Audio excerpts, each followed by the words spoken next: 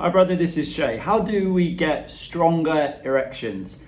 I'm going to be sharing in this video with you the three S's to stronger erections. These are things that can majorly hold us back, and when we flip them around and we get it right, then these are things that really help us to strengthen our erections. So let's get straight into this. And if you find this video helpful today, in the bottom right hand corner you will see a box that says subscribe. So click on that box so you can get the latest videos and tools as I share them. So what is this first S? First S is stress. Okay, stress. This is one we hear about a lot. Stress is such a key contributor to poor erections. Let me give some examples. So it may be stress that comes in the relationship, it may be stress that comes with thoughts, that intrusive thoughts that go around in our head, like what if it happens again, what if I can't get hard? But there is also the small stresses, right? Those small bits that stack up that we often overlook. Let me tell you what I mean. How often do we check our phone? Every single day, just in case, right? Oh, there's another notification, I need to do that, and I've got all of this going on, I've got to send these emails too whilst I'm doing that, right? So this also creates stress, this continuous having to break what we're doing to check just in case. So that's the first thing. Second thing is things like emails as well. Do we wake up, and I remember at a point, and sometimes I still do it, wake up and look at my emails as the first thing, right? It gives us more to worry about. Another example, watching the news. Especially when it's whilst having breakfast in the morning, what's the worst thing that's happened in the world today? Or the worst thing that happened in the world in the last 24 hours? Stress. It gives us more to worry about. So over the next few days, what I'd like you to do is just track this, right? Just bring some awareness to when I wake up, what am I doing? Am I checking my phone straight away? Am I checking emails, or am I switching the news on? What is it that you notice that you're doing? And are these things contributing? Could they be adding, stacking stress in some way, shape or form? So that's the first thing. I'm also interested to know what else you've noticed that adds extra stress to your life. So in the comment section below, if this is making sense so far, just drop a comment, say, you noticed also this was doing it, or this was showing up. I'd like to hear that, I'd be interested in it. The second S is sleep quality. Sleep quality. So in 2011, the University of Chicago did a study that linked sleep quality and testosterone. And what this showed is that men who got less than 5 hours sleep each night, within a week, their testosterone levels had dropped from between 10 to 15%. 10 to 15%, and that's just in 1 week. Often what we do when it comes to our sleep is we think it's better than what it actually is, right? So we may say, oh yeah, I get 6-7 hours, 7-8 hours, something like this. But what I'd like you to look at doing is breaking down, is that true? Am I actually getting the sleep that I think I'm getting? And the way we do that is by looking at what time we think we go to bed and what time we actually go to bed, what time we actually fall asleep. We know generally, whether it takes us 15 minutes, half an hour or an hour, etc. to fall asleep. And then what time are we waking up?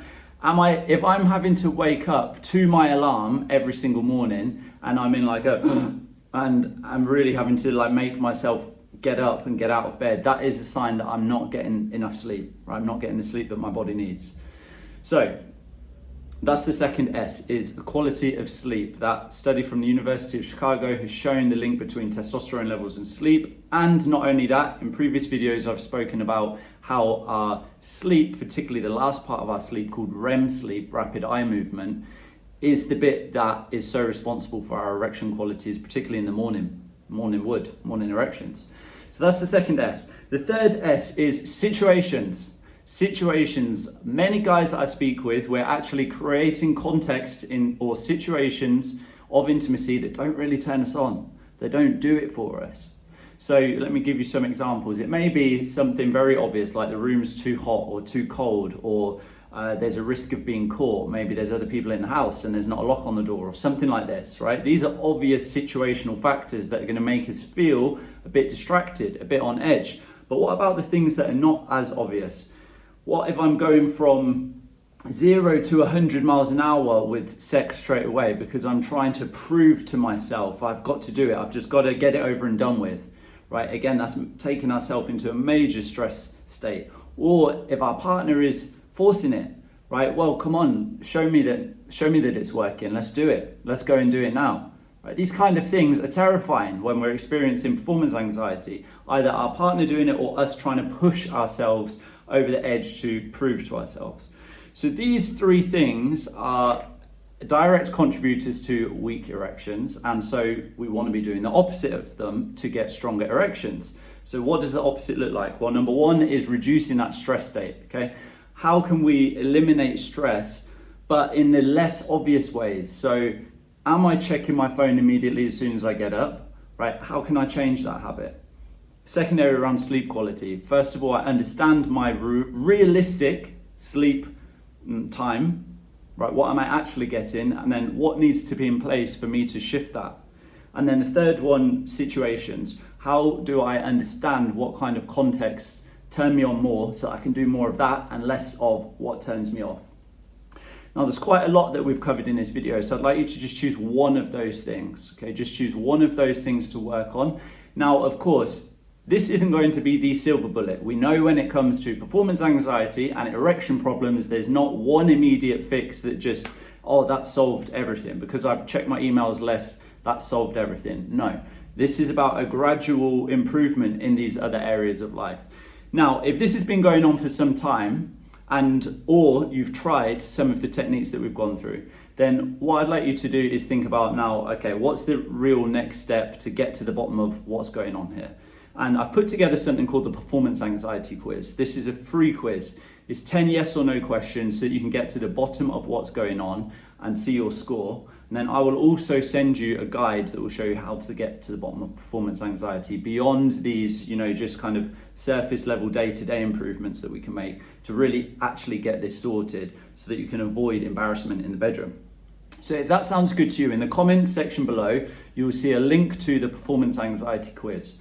When you click on that link, it will take you straight to the page where you can answer the 10 yes or no questions. You will then see your score and I will send you that free guide.